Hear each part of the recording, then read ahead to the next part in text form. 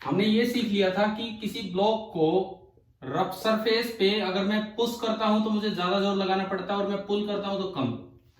अब कल एक इस बात का जिक्र चल रहा था कि भाई पुल भी करें तो कितने एंगल पे करें।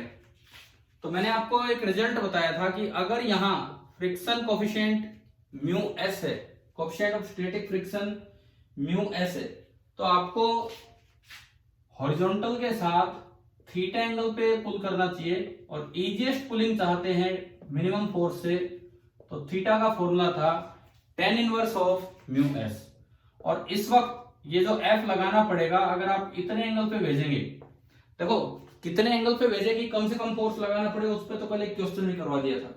और इस वक्त ये जो फोर्स आपको लगाना पड़ेगा ये होगा सम फैक्टर टाइम्स mg, और वो फैक्टर होगा mu s upon under root of 1 plus mu s square. अब एक बात ये कि कल की क्लास में मैंने ये कहा था कि वो जो क्वेश्चन लिया था 3-4 पार्ट्स लिए थे, मैंने कहा था आप वेरीफाई कर सकते हो चारों में अलग अलग एफ मिनिमम निकाल के।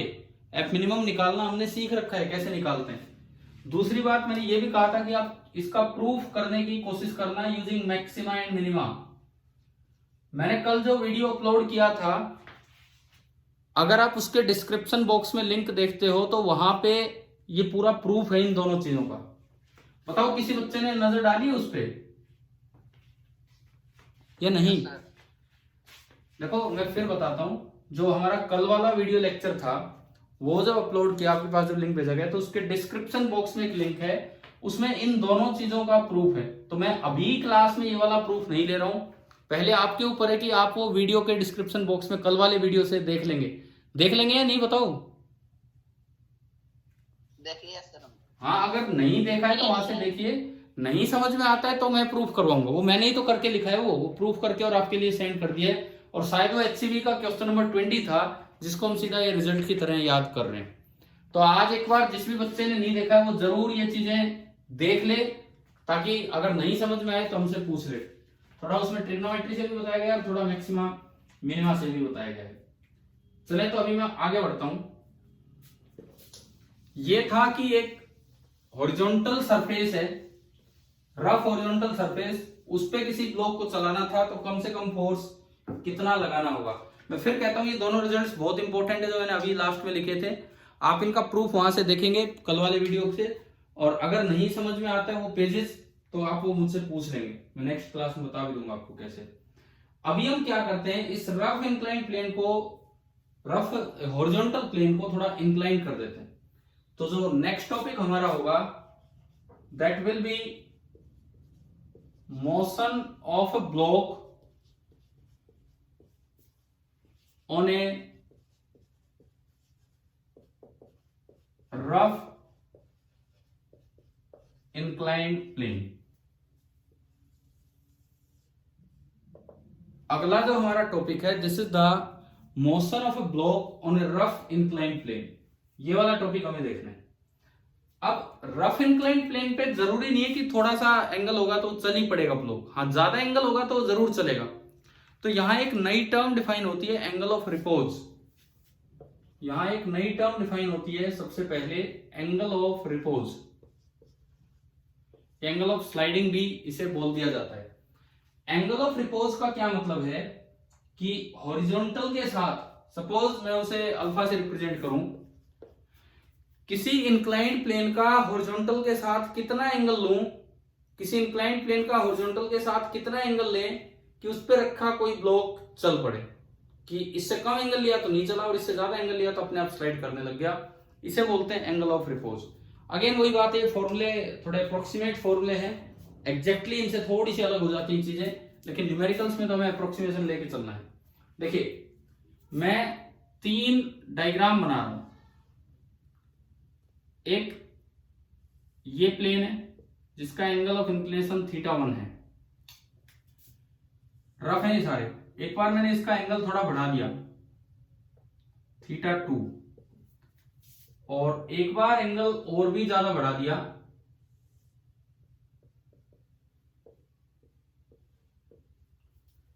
एक बार एंगल और भी ज्यादा बढ़ा दिया और ये आपका हो गया θ3।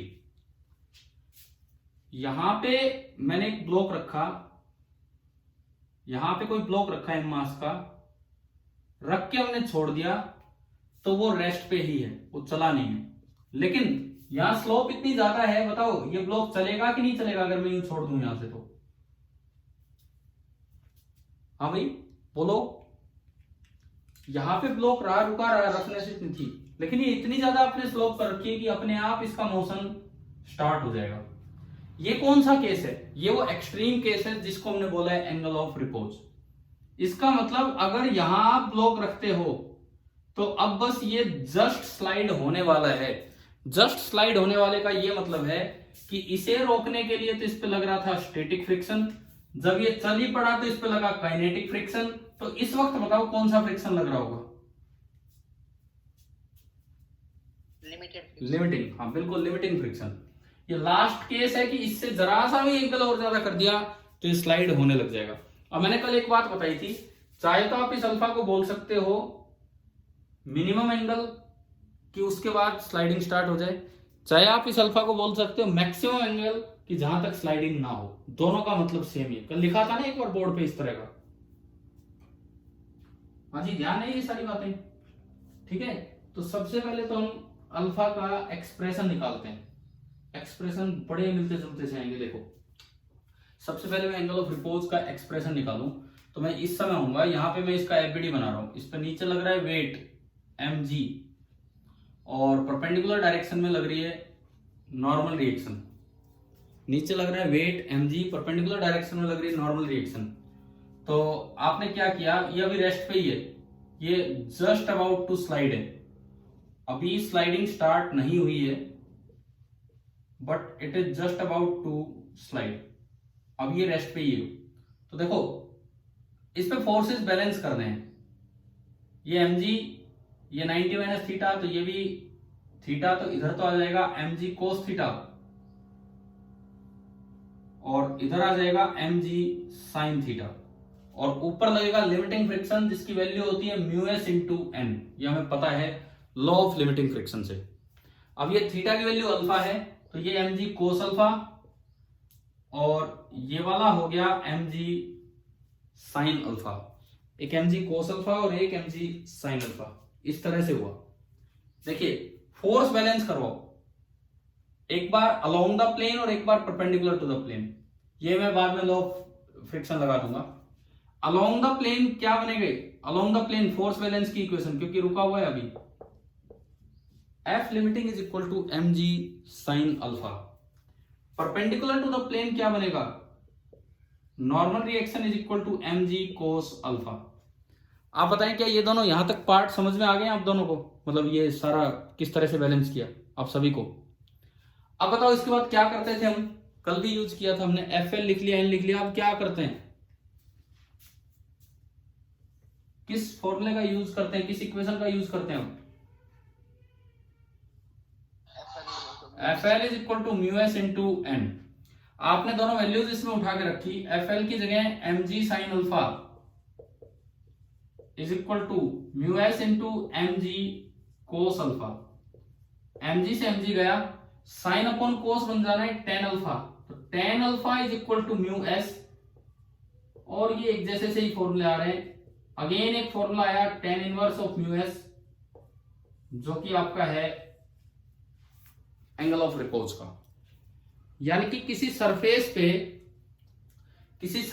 पे अगर आपको एंगल ऑफ रिपोज निकालना है तो वो सरफेस की प्रॉपर्टीज पे डिपेंड करेगा, और उस अल्फा की वैल्यू होगी टेन इनवर्स μs की। इससे ज्यादा अगर आपने अल्फा कर दिया तो स्लाइडिंग हो जाएगी, और इससे ज्यादा अगर एंगल कर दिया, इससे कम एंगल किया तो स्लाइडिंग नहीं होगी।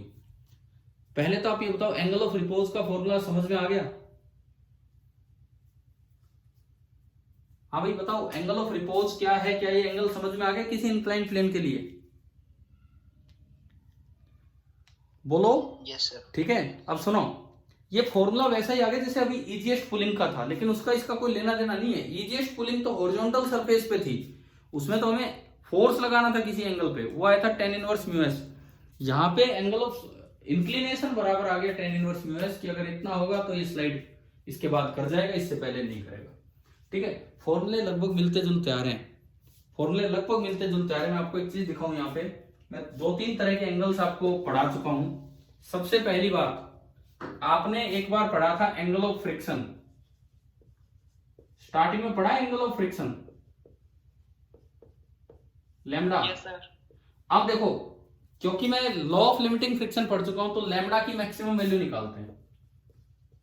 लैम्डा की मैक्सिमम वैल्यू, लैम्डा आपका था कि जैसे ये कोई ब्लॉक है, इस पे ऊपर लग रहा है नॉर्मल रिएक्शन, मान लो मैं स्लाइड करवा रहा हूं, रोकने के लिए पीछे लग रहा है फ्रिक्शन, तो इन दोनों का जो रिजल्टेंट होगा, इन दोनों का जो रिजल्टेंट होगा, उस रिजल्टेंट का नॉर्मल के साथ एंगल था आपका एंगल ऑफ फ्रिक्शन। याद है ना ये बात? ठीक है, इसको हमने यू निकाला था कि tan lambda that is equal to F upon R. अब देखो, एफ जितना ज्यादा होगा tan लैम्डा उतना ही ज्यादा होगा। एफ की मैक्सिमम वैल्यू क्या होती है? स्टैटिक, लिमिटिंग या काइनेटिक? एफ की maximum value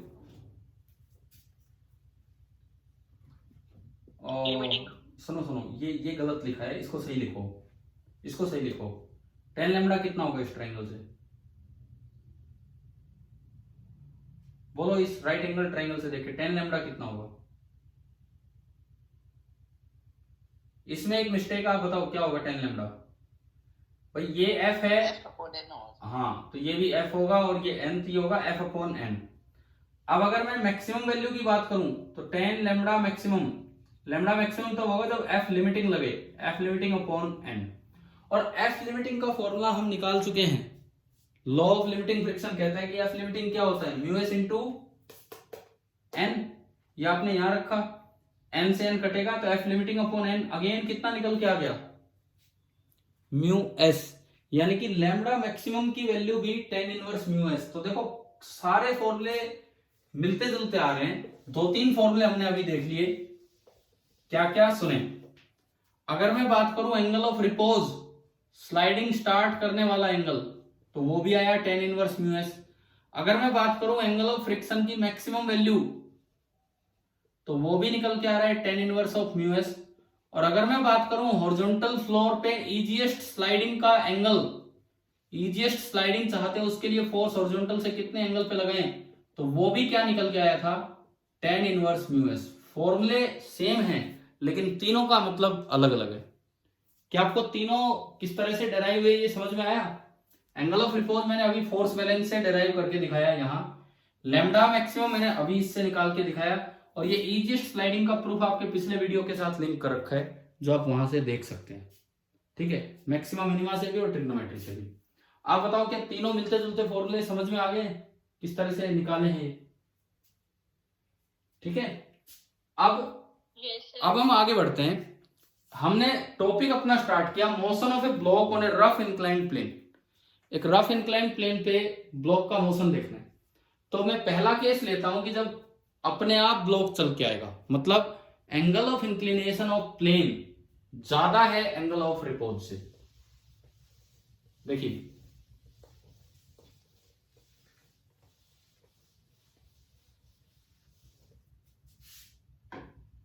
case first, theta is greater than alpha, angle of repose से ज्यादा आपको ये एंगल दे रखा है, वो जो डायग्राम बना हुआ है वो थीटा 3 वाला। तो इस केस में अगर आप ब्लॉक को छोड़ देंगे तो ब्लॉक अपने आप स्लाइड करते हुए नीचे आ जाएगा। मैं एक और चीज आपसे पूछता हूं, यहां जस्ट डिस्कशन की बात है, आप सोचना इस बारे में। अभी एंगल ऑफ रिपोज का फॉर्मूला निकल के आया tan इनवर्स म्यू एस। तो tan इनवर्स म्यू एस तो केवल म्यू, तो भाई नेचर ऑफ सरफेसेस पे डिपेंड करता है कि ये प्लेन की सरफेस कैसी है और जो ब्लॉक रखा है उसकी सरफेस कैसी है। क्या ये फॉर्मूला कहीं भी वेट पे डिपेंड कर रहा है? वेट पे,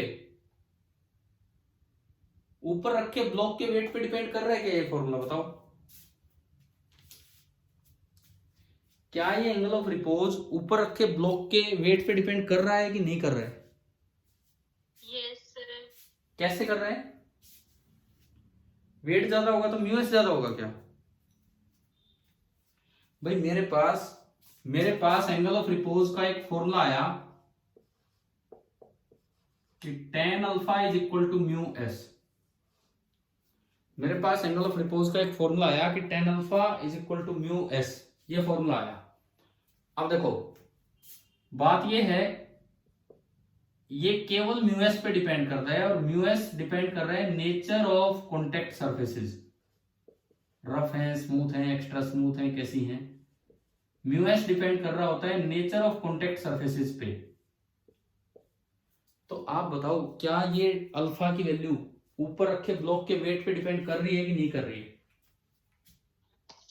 यस सर। कैसे कर रही है तो वो समझाओ ना, कैसे कर रही है? इस फॉर्मूले से तो कहां नजर आ रहा है हमें कैसे कर रही है? क्या म्यू एस वेट पे डिपेंड करता है? मैंने एक बार यहां रख दिया एक खाली बॉक्स, एक बार उसी मटेरियल का लेकिन भरा हुआ बॉक्स रखा, क्या म्यू एस दोनों सरफेसेस के बीच में अलग अलग होगा या सेम रहेगा? बताओ बताओ भाई। अगर हमने इस तरह से दो ब्लॉक रखे सेम मटेरियल, जैसे ये भी कॉपर ये भी कॉपर, एक होलो रख दिया और एक भरा हुआ रख दिया, नीचे मान लो नीचे एल्यूमिनियम है, यहां भी एल्यूमिनियम है, मटेरियल ये भी कॉपर और एल्यूमिनियम, ये भी कॉपर और एल्यूमिनियम, तो क्या म्यू एस जितना यहां है उतना वहां होगा या नहीं होगा? बताओ आप जवाब दो कुछ इसका।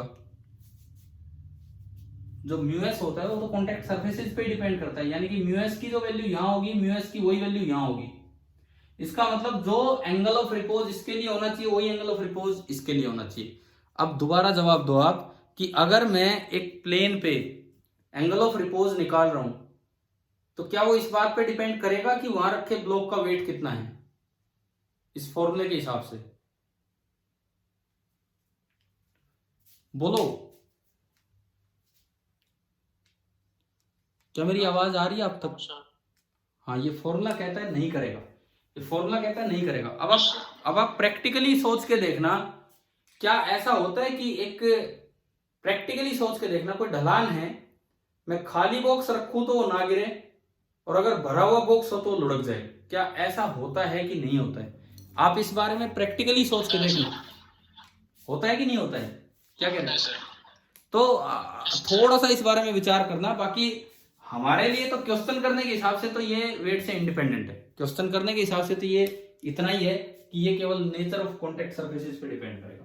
ठीक है, वो सब बात अब आगे बाद में है, लेकिन आपको कुछ सोचने के लिए मैंने बताया यहाँ पे। चलिए अब आगे देखें। अब केस फर्स्ट में ले रहा हूं, केस फर्स्ट कि अगर यहां पे जो एंगल ऑफ इंक्लिनेशन है वो एंगल ऑफ रिपोज से ज्यादा है तो ब्लॉक कैसे चल के आएगा वो हमें देखना है। देखिए ये एंगल है थीटा और इसके ऊपर ये ब्लॉक रखा है and this theta is greater than alpha. Slide करके आना है नीचे। ब्लॉक का मास है m।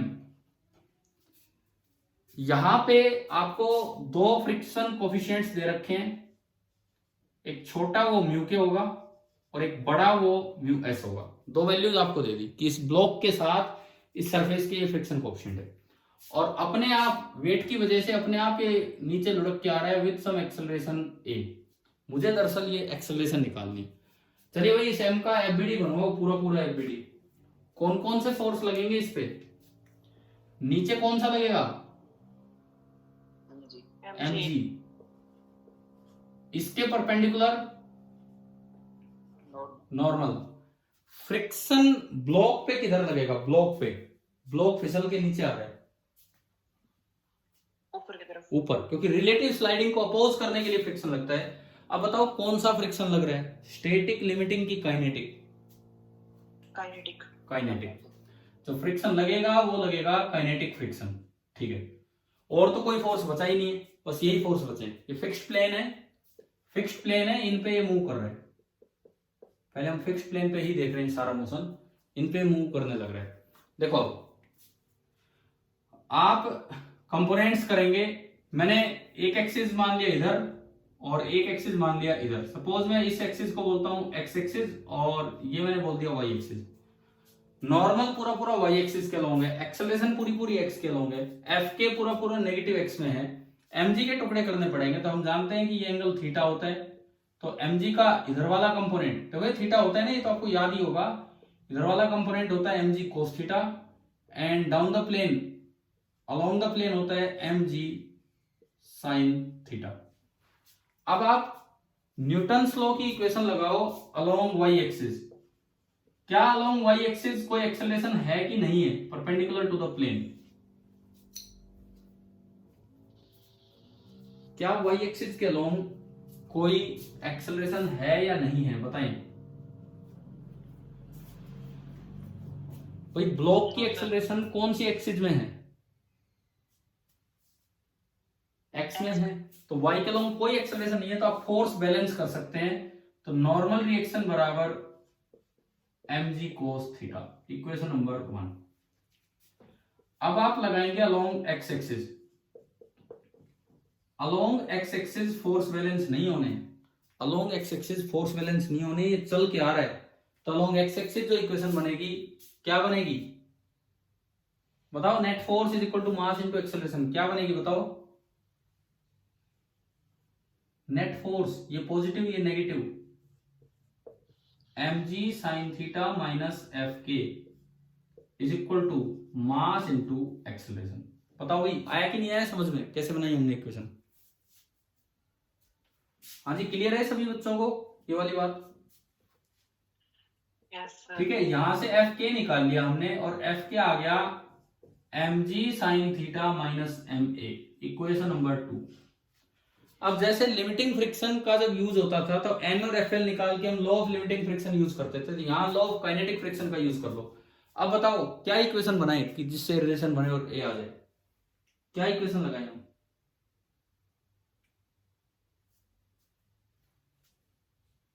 हाँ जी बोलिए, इक्वेशन क्या होगी?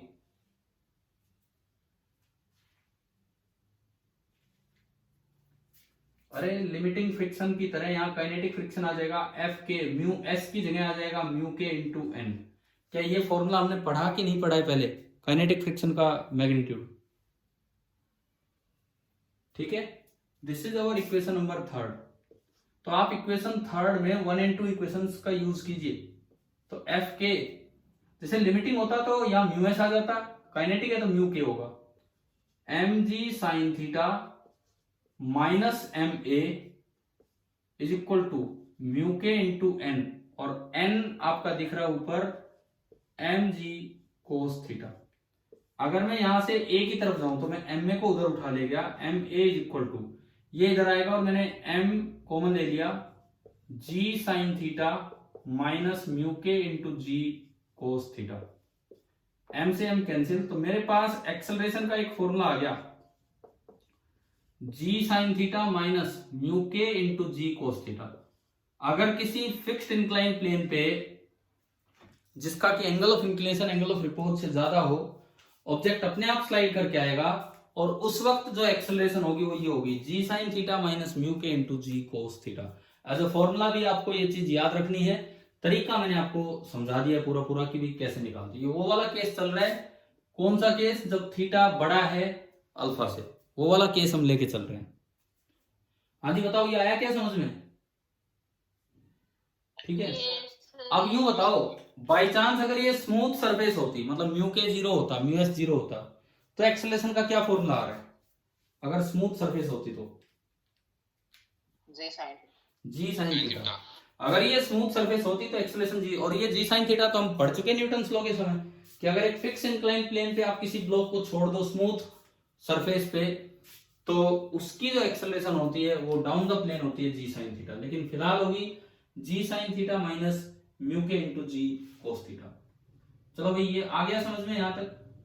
ठीक है, अब एक क्वेश्चन लेते हैं पार्ट फर्स्ट पे ही इस चीज को यूज करवाने के लिए।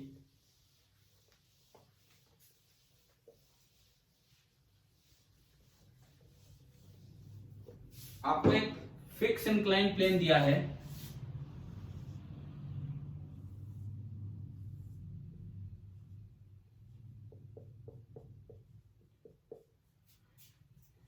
क्वेश्चन में फिक्स अलग से ना भी लिखा हो तो आपको कई बार अंदाजा लगाना होगा वहां की स्टेटमेंट पढ़ के कि जैसे ये तो चल ही नहीं रहा है, इस तरह की बात है, क्योंकि वो लिख देते हैं अक्सर अगर फ्री टू मूव है तो अलग से। मान लो ये 37 डिग्री है और ये हाइट है 10 मीटर। इस तरह का ये काम है।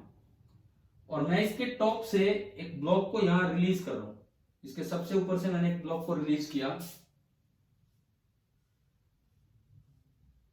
हमें नहीं पता ये आएगा कि नहीं आएगा, इसको छोड़ दिया। ये आएगा कि नहीं आएगा ये म्यू की वैल्यू उस पर डिपेंड करेगा। सपोज यहां लिखा है कि इस ब्लॉक का इस सरफेस के साथ जो म्यू है जैसे 0.5 एंड 0.6, समझ गए हो कौन सा कोएफिशिएंट ऑफ काइनेटिक फ्रिक्शन है एंड कौन सा कोएफिशिएंट ऑफ लिमिटिंग फ्रिक्शन है। दोनों आप यूज कर लेंगे इसमें। 0.5 एंड 0.6 ये म्यू की वैल्यूज है। अब देखिए यहां से इसको रिलीज किया, आपको ये बताना है कि इसको नीचे पहुंचने में टाइम कितना लगेगा। और अगर ये नहीं आता है तो उसका आंसर होता है इनफाइनाइट टाइम। ये आपको सवाल में निकालना है कि find the time taken by the block to reach the bottom. Time taken by the block to reach the bottom, ये आपको निकालना है। पहली बात तो आप ये बताओ ये स्लाइड करेगा या नहीं, क्योंकि अगर नहीं करेगा तो फिर आंसर देके आते हैं इनफाइनाइट टाइम, कि भाई इनफाइनाइट टाइम लगेगा तब जाके नीचे आएगा।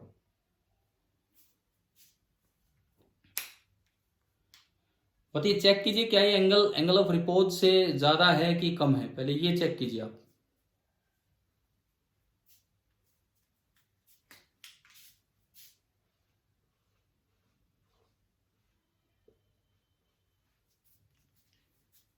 कैसे कैसे चेक करें?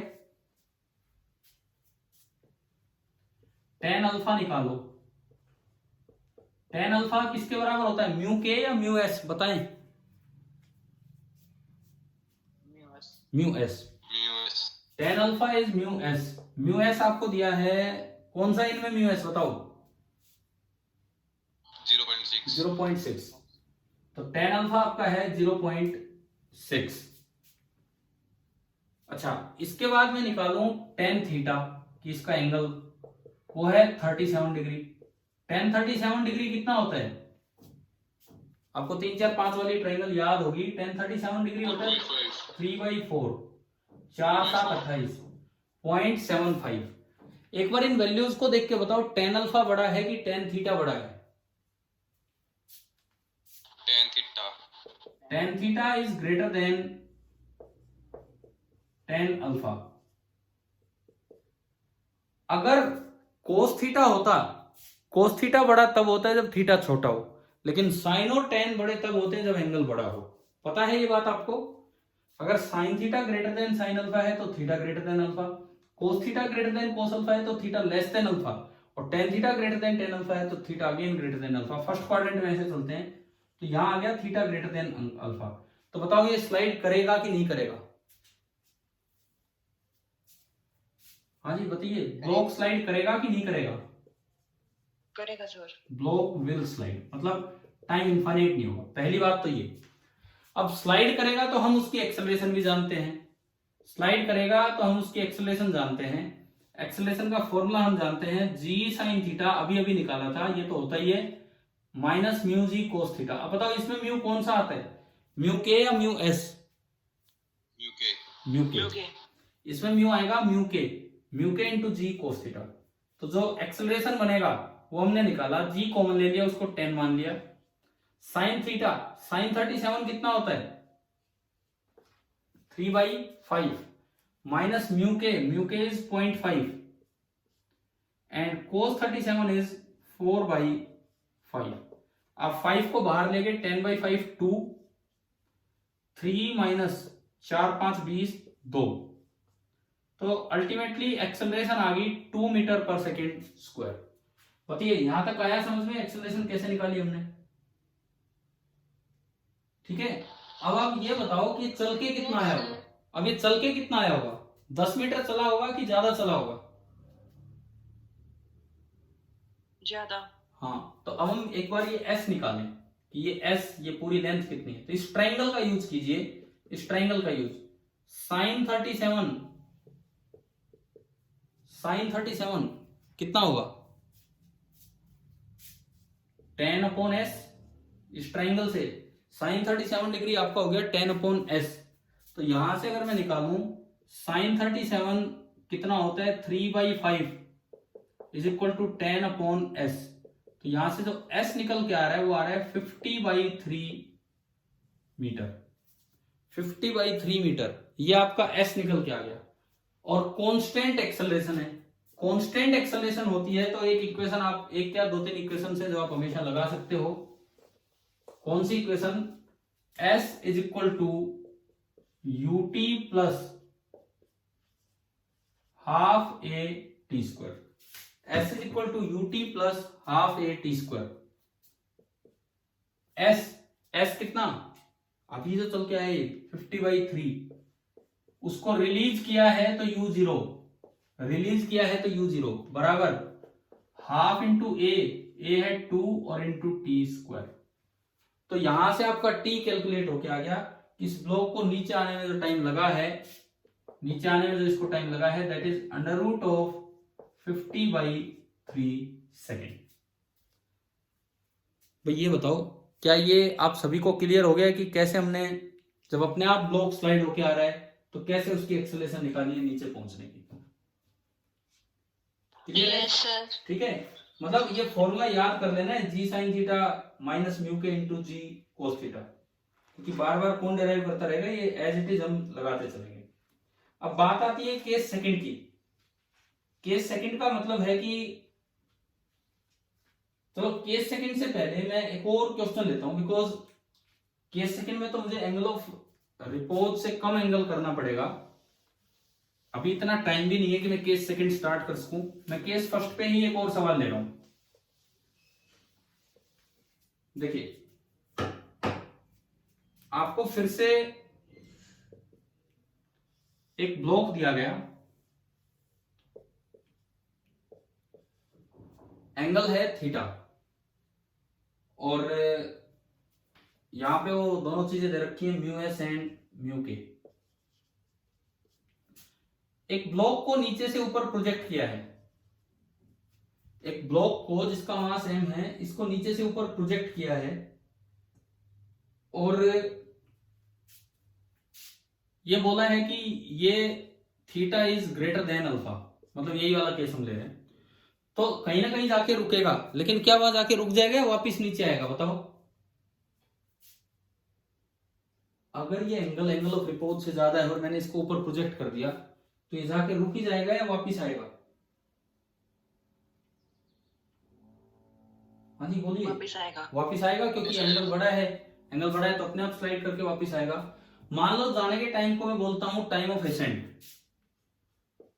सपोज कीजिए जाने का टाइम है time of ascent that is t1, और नीचे उतरने का जो टाइम है that is time of descent, वो मेरा है t2। तो आपसे हमने ये पूछा है, ये फिक्स है भाई, फिर दोबारा प्लेन फिक्स है। आपसे ये पूछा है कि फाइंड t1/t2। अब बात आती हुई किसकी टर्म्स में आंसर देने, तो आपको थीटा और म्यू दे रखे हैं, जी का आप यूज कर सकते हो। इनिशियल स्पीड दे नहीं रखी है, इनिशियल स्पीड हमें नहीं दी हुई है। Find t1 and t2 in terms of किसका यूज कर करके आपको बताना है, जी थीटा एंड म्यू एस और म्यू के। वो आपको देखना है कि भाई कौन सा इनमें से यूज करना है। अगर ऐसा भी हो सकता है कि न्यूमेरिकल वैल्यूज के साथ है, तो न्यूमेरिकल वैल्यूज के साथ आता है तो आप फिर से ले सकते हैं ऑल्सो आंसर द क्वेश्चन। इस क्वेश्चन का आपको दोबारा से आंसर देना होगा for theta 37 degree and mu बराबर 0.5 0.6। मतलब न्यूमेरिकल वैल्यू का भी क्वेश्चन बना दिया और वैसे भी एक्सप्रेशन भी मांग लिया हमने। अभी बताओ क्वेश्चन आ गया समझ में क्या है? तो बताओ। काइनेमेटिक्स से रिलेट कर रहे हैं हम इस चीज को, काइनेमेटिक्स से रिलेट कर रहे हैं और कुछ नहीं। अगर कोई बच्चा बड़ा सीधा इसे करना चाहे, एक बार में इसको करना चाहे, तो मैं एक सीधा तरीका बताता हूं, बाकी आप सोचेंगे इस बारे में। काइनेमेटिक्स में हमने एयर रेजिस्टेंस वाला लिया था, ऊपर जाने में कम टाइम लगता है कि नीचे आने में, जब ये रेजिस्टेंस होती है तो? नीचे ऊपर जाने ऊपर जाने में। जब एयर रेजिस्टेंस होती है तो ऊपर भेजोगे तो दो फोर्सेज उसको रोक रहे हैं, एक ग्रेविटी और एक एयर फ्रिक्शन। तो ऊपर जाने में कम टाइम लगता था और नीचे जाने में ज्यादा टाइम। तो वहां भी एक चीज आपको बताई गई थी कि ऐसे किसी भी मोशन में T1 बाई T2 बराबर होता है under root of A2 by A1। ये आप सोचें कि कैसे, चाहे तो अपनी कॉपी देखें या किस तरह से, नहीं तो मैं बता दूंगा आपको कि जितना ऊपर जाने का टाइम है और जितना नीचे आने का टाइम है, ये T1 बाई T2 का रेशियो होता है under root A2 by A1। पहली बात, चलो मैं थोड़ा सा आपको आइडिया देता हूँ कि ये आया कैसे, पर यार टाइम नहीं बचा होगा। एक बार देख के बताओ कितना टाइम बचा है अभी इस मीटिंग का? 3 मिनट 3 मिनट हैं। 2 मिनट है सर। इसके बाद अगली कब लोगे? पता नहीं, अभी नहीं, लेकिन शाम को टेस्ट दे रहे हो आज? पता, शाम को तो टेस्ट है। हाँ तो मैं वही तो पूछ रहा हूँ, आज देने का मूड है कि नहीं टेस्ट? अगर टेस्ट दे रहे हो तो फिर क्लास नहीं होगी, टेस्ट ही होगा। नहीं सर, आज क्लास ले लो। क्लास ले लो सर, शाम को टेस्ट ले लेना सर, इस क्लास के बाद बस। ठीक है, आज मैं आपके एक वो पुराना वो वीडियो डाल ही चुका हूँ, अभी एक ये हो जाएगा इतनी देर का। अब सुने, क्वेश्चन तो अभी कर लेंगे पूरा।